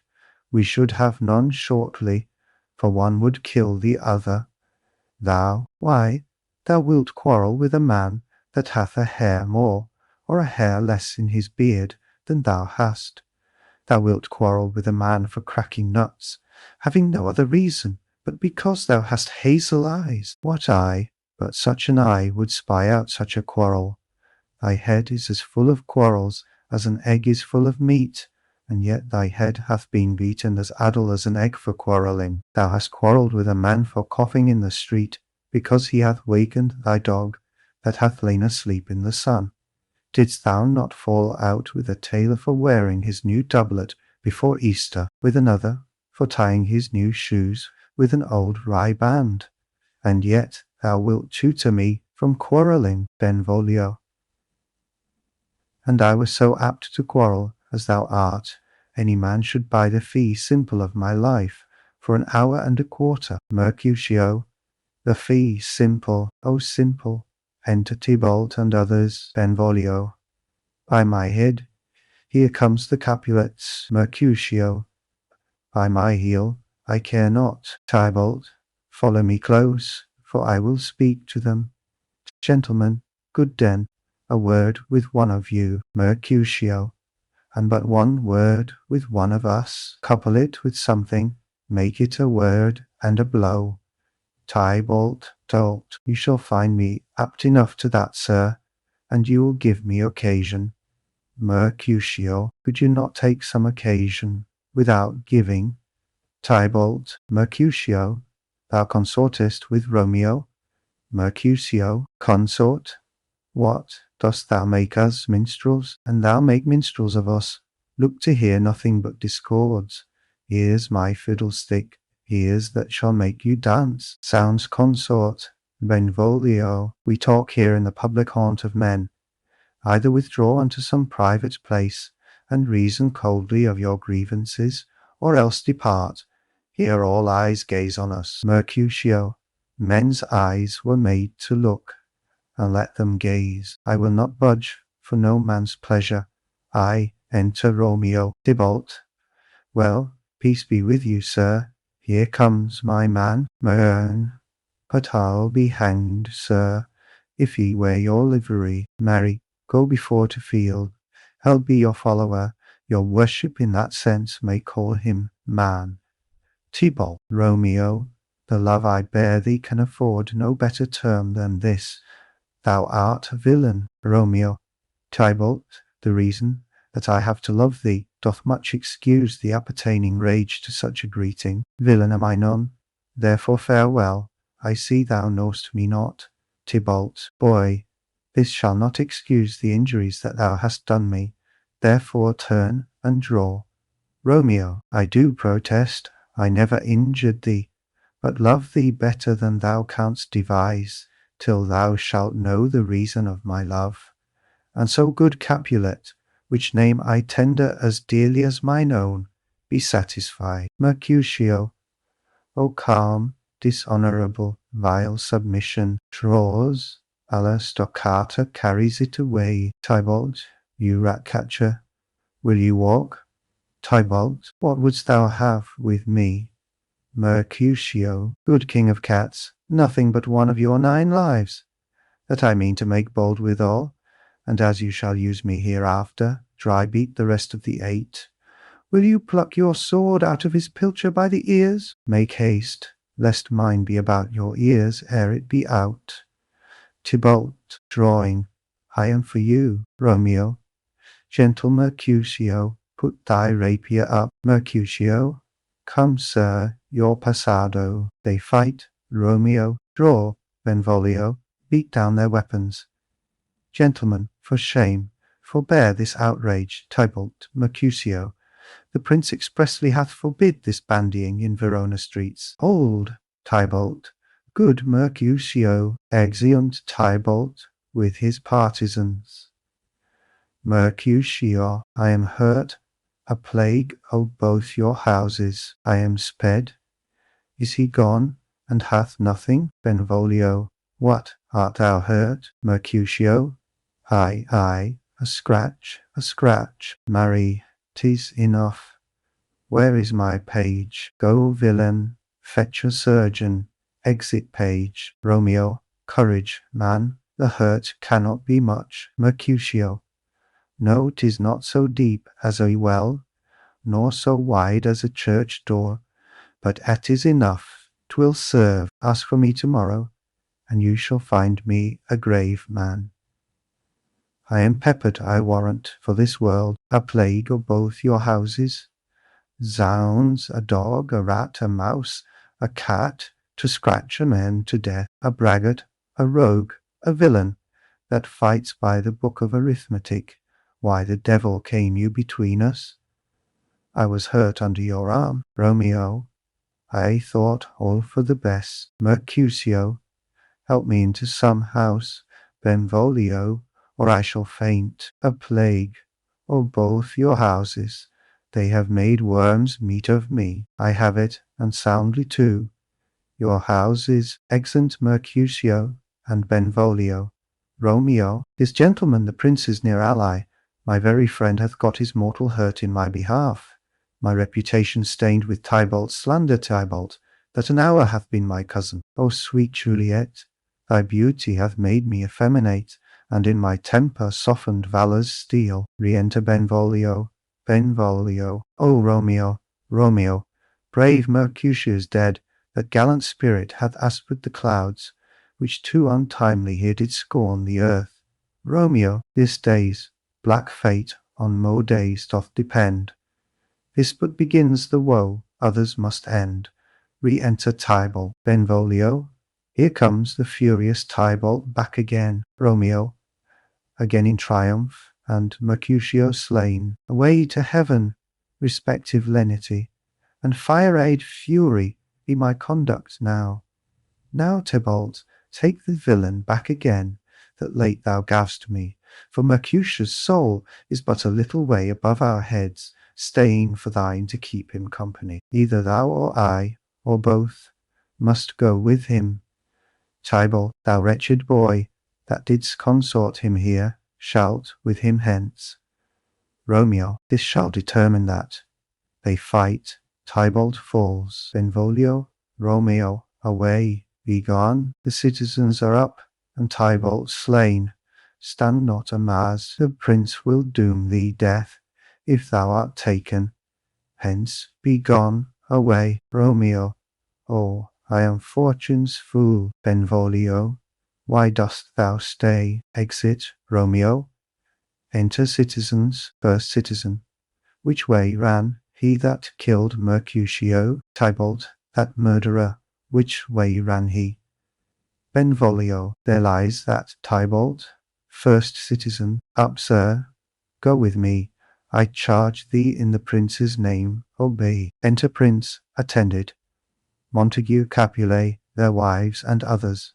Prince, where the vile beginners of this fray? Benvolio, Talt, O noble prince, I can discover all the unlucky manage of this fatal brawl. There lies the man, slain by young Romeo, that slew thy kinsman, brave Mercutio. Lady Capulets, Tybalt, my cousin, O my brother's child, O prince, O husband, O the blood is spilled of my dear kinsman. Prince, as thou art true, for blood of ours shed blood of Montague. O cousin, cousin, prince. Benvolio, who began this bloody fray? Benvolio, Tybalt, here slain, whom Romeo's hand did slay. Romeo, that spoke him fair, bid him bethink how nice the quarrel was, and urge withal your high displeasure. All this uttered with gentle breath, calm look, knees humbly bowed, could not take truce with the unruly spleen of Tybalt, deaf to peace, but that he tilts with piercing steel at bold Mercutio's breast, who, all as hot, turns deadly point to point. To point, and with a martial scorn, with one hand beats cold death aside, and with the other sends it back to Tybalt, whose dexterity retorts it. Romeo, he cries aloud, hold, friends, friends, part, and swifter than his tongue, his agile arm beats down their fatal points, and twixt them rushes, underneath whose arm an envious thrust from Tybalt hit the life of stout Mercutio, and then Tybalt fled, but by and by comes back to Romeo, who had but newly entertained revenge, and taught they go like lightning. For ere I could draw to part them, was stout Tybalt slain, and as he fell did Romeo turn and fly. This is the truth, or let Benvolio die. Lady Capulet, he is a kinsman to the Montague. Affection makes him false, he speaks not true. Some 20 of them fought in this black strife, and all those 20 could but kill one life. I beg for justice, which thou, prince, must give. Romeo slew Tybalt, Romeo must not live. Prince, Romeo slew him, he slew Mercutio, who now the price of his dear blood doth owe. Montague, not Romeo, prince, he was Mercutio's friend. His fault concludes, but what the law should end, the life of Tybalt, prince, and for that offence immediately we do exile him hence. I have an interest in your hate's proceeding, my blood for your rude brawls doth lie a-bleeding, but I'll amerce you with so strong a fine, that you shall all repent the loss of mine. I will be deaf to pleading and excuses, nor tears, nor prayers shall purchase out abuses. Therefore use none. Let Romeo hence in haste, else when he is found, that hour is his last. Bear hence this body, and attend our will. Mercy, but murders, pardoning those that kill. Exeunt. Scene second. A room in Capulet's house. Enter Juliet. Juliet, gallop apace, you fiery-footed steeds, towards Phoebus' lodging. Such a waggoner as Phaeton would whip you to the west, and bring in cloudy night immediately. Spread thy close curtain, love performing night, that runaways' eyes may wink, and Romeo leap to these arms, untalked of and unseen. Lovers can see to do their amorous rites by their own beauty, or, if love be blind, it best agrees with night. Come, civil knight, thou sober-suited matron, all in black, and learn me how to lose a winning match. Played for a pair of stainless maidenhoods, hood my unmanned blood, bating in my cheeks, with thy black mantle, till strange love grow bold. Think true love acted, simple modesty. Come, night, come, Romeo, come, thou day in night, for thou wilt lie upon the wings of night, whiter than new snow upon a raven's back. Come, gentle night, come, loving black-browed night, give me my Romeo, and when I shall die, take him and cut him out in little stars, and he will make the face of heaven so fine that all the world will be in love with night, and pay no worship to the garish sun. Oh, I have bought the mansion of a love, but not possessed it, and though I am sold, not yet enjoyed. So tedious is this day, as is the night before some festival, to an impatient child that hath new robes, and may not wear them. Oh, here comes my nurse, and she brings news, and every tongue that speaks but Romeo's name speaks heavenly eloquent. Enter nurse with cords. Now, nurse, what news? What hast thou there? The cords that Romeo bid thee fetch. Nurse, Ay, the cords. Throws them down. Juliet, ay me, what news? Why dost thou wring thy hands? Nurse, ah, well a day, he's dead, he's dead, he's dead. We are undone, lady, we are undone. Alack the day, he's gone, he's killed, he's dead. Juliet, can heaven be so envious? Nurse, Romeo can, though heaven cannot. O Romeo, Romeo, who ever would have thought it? Romeo, Juliet taught, what devil art thou, that dost torment me thus? This torture should be roared in dismal hell. Hath Romeo slain himself? Say thou but I, and that bare vowel I shall poison more than the death-darting eye of cockatrice. I am not I, if there be such an eye, or those eyes shut that make the answer A. If he be slain, say A, or if not, no. Brief sounds determine of my weal or woe. Nurse, nurse, I saw the wound, I saw it with mine eyes. God save the mark, here on his manly breast. A piteous course, a bloody piteous course, pale, pale as ashes, all bedewed in blood, all in gore blood. I swounded at the sight. Juliet, oh, break my heart, poor bankrout, break at once. To prison, eyes, never look on liberty. Vile earth to earth resign. End motion here, and thou and Romeo press one heavy bier. Nurse, O Tybalt, Tybalt, the best friend I had. O courteous Tybalt, honest gentleman, that ever I should live to see thee dead. Juliet, what storm is this that blows so contrary? Is Romeo slaughtered, and is Tybalt dead? My dearest cousin, and my dearer lord. Then dreadful trumpets sound the general doom, for who is living, if those two are gone? Nurse, Tybalt is gone, and Romeo banished. Romeo that killed him, he is banished. Juliet, O God, did Romeo's hand shed Tybalt's blood? Nurse, it did, alas the day, it did. Juliet, O serpent heart, hid with a flowering face, did ever dragon keep so fair a cave?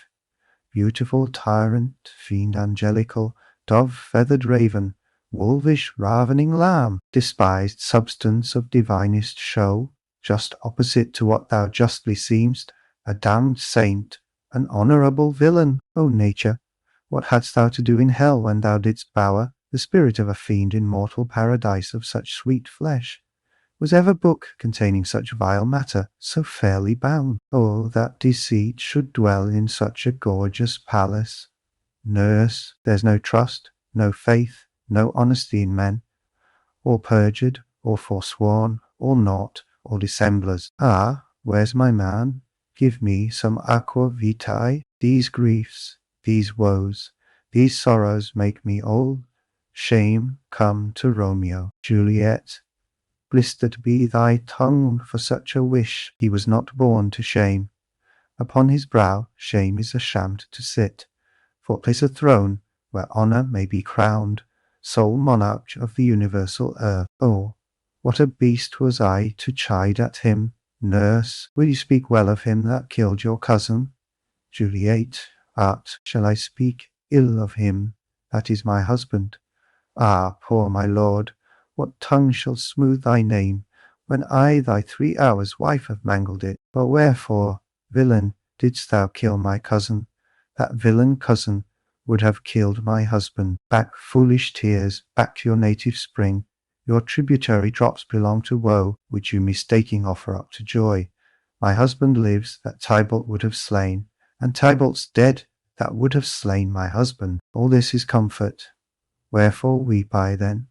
Some word there was, worser than Tybalt's death, that murdered me. I would forget it fain, but oh, it presses to my memory like damned guilty deeds to sinner minds. Tybalt is dead, and Romeo banished. That one word, banished, hath slain 10,000 Tybalts.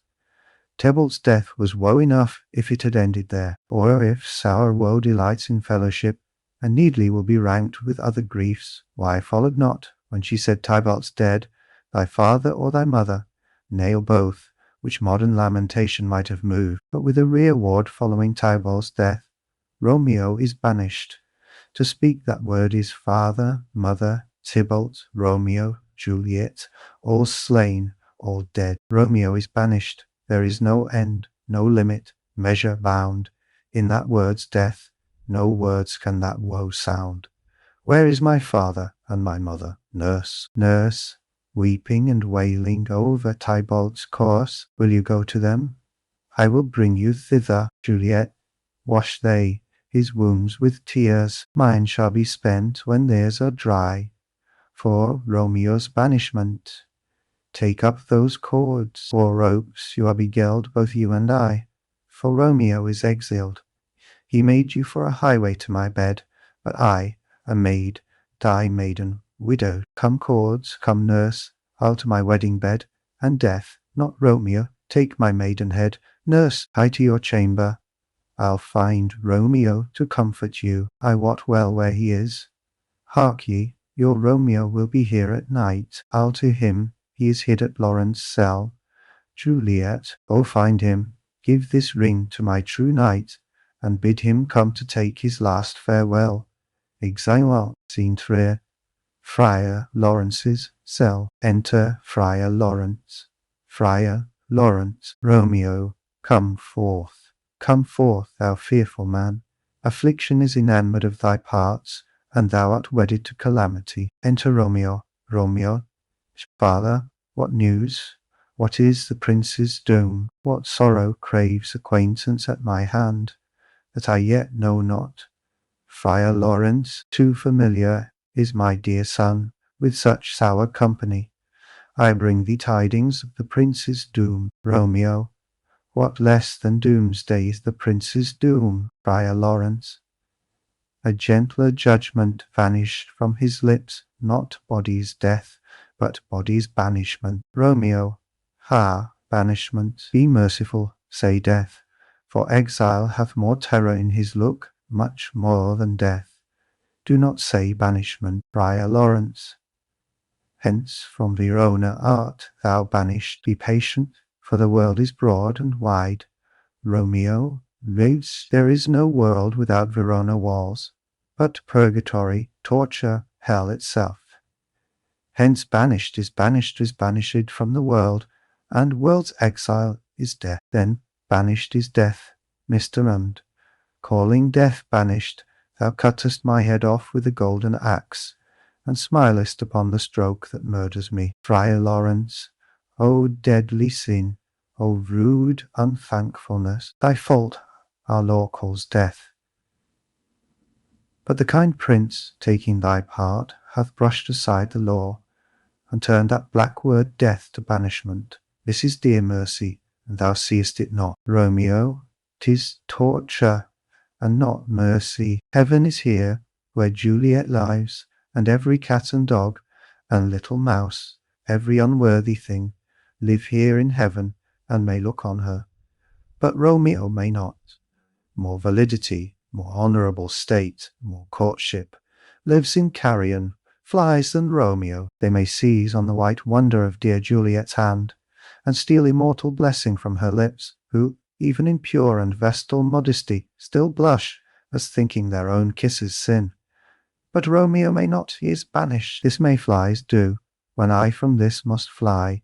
They are free men, but I am banished. And say'st thou yet that exile is not death? Hadst thou no poison mixed, no sharp ground knife, no sudden mean of death, though never so mean, but banished to kill me, banished.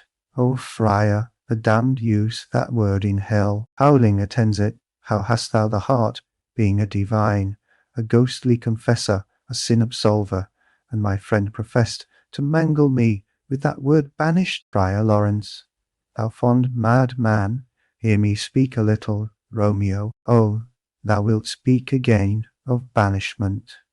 Friar Lawrence, I'll give thee armour to keep off that word, adversity's sweet milk, philosophy, to comfort thee, though thou art banished. Romeo, yes, hang up philosophy. Unless philosophy can make a Juliet, displant a town, reverse a prince's doom, it helps not, it prevails not, talk no more. Friar Lawrence, oh, then I see that madmen have no ears. Romeo, how should they, when that wise men have no eyes? Friar Lawrence, let me dispute with thee of thy estate.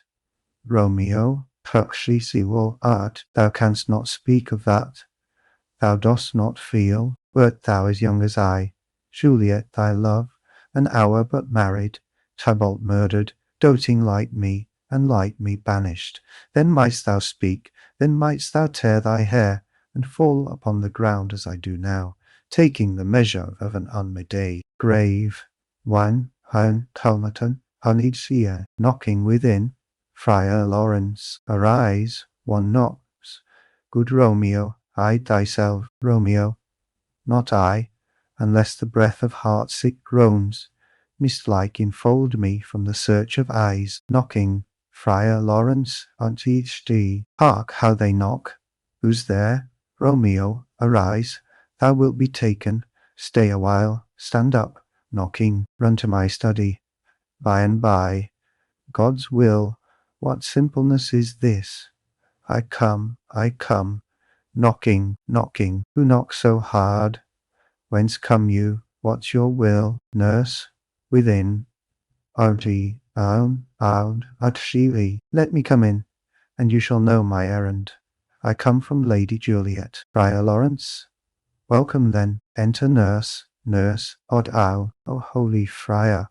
O tell me, holy friar, where is my lady's lord? Where's Romeo? Friar Lawrence, there on the ground, with his own tears made drunk. Nurse, oh, he is even in my mistress' case, just in her case. O woeful sympathy, piteous predicament. Even so lies she, blubbering and weeping, weeping and blubbering. Stand up, stand up, stand, and you be a man. For Juliet's sake, for her sake, rise and stand. Why should you fall into so deep an Romeo, nurse, nurse, ah, sir, death's the end of all. Romeo, spakest thou of Juliet? How is it with her? Doth not she think me an old murderer? Now I have stained the childhood of our joy with blood, removed but little from her own. Where is she? And how doth she? And what says my concealed lady to our cancelled love? Nurse, nurse, oh, She says nothing, sir, but weeps and weeps, and now falls on her bed, and then starts up, and Tybalt calls, and then on Romeo cries, and then down falls again. Romeo, as if that name, shot from the deadly level of a gun, did murder her as that name's cursed hand murdered her kinsman. Oh, tell me, friar, tell me, in what vile part of this anatomy doth my name lodge? Tell me, that I may sack the hateful mansion, drawing his sword. Friar Lawrence, hold thy desperate hand. Art thou a man? Thy form cries out thou art, thy tears are womanish, thy wild acts denote the unreasonable fury of a beast. Unseemly woman in a seeming man, and ill-beseeming beast in seeming both. Thou hast amassed me. By my holy order, I thought thy disposition better tempered. Hast thou slain Tybalt? Wilt thou slay thyself, and slay thy lady, that in thy life lives by doing damned hate upon thyself? Why railst thou on thy birth, the heaven and earth? Since birth, and heaven and earth, all three do meet in thee at once, which thou at once wouldst lose. Aye, fie, thou shamest thy shape, thy love, thy wit, which, like a usurer, abound'st in all, and usest none in that true use indeed which should bedeck thy shape, thy love, thy wit. Thy noble shape is but a form of wax, digressing from the valour of a man. Thy dear love, sworn but hollow perjury, killing that love which thou hast vowed to cherish. Thy wit, that ornament to shape and love, misshapen in the conduct of them both, like powder in a skilless soldier's flask, is set afire by thine own ignorance, and thou dismembered with thine own defence.